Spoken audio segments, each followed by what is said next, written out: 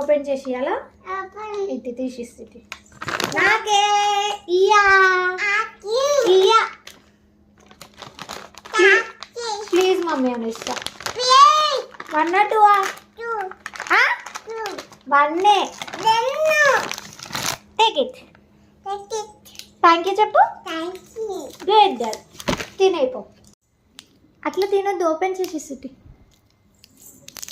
తినేయాలా? నేను తినేయాలా? తింటా ప్లీజ్. మమ్మీకి కొంచెం వెయ్యకి కొంచెం.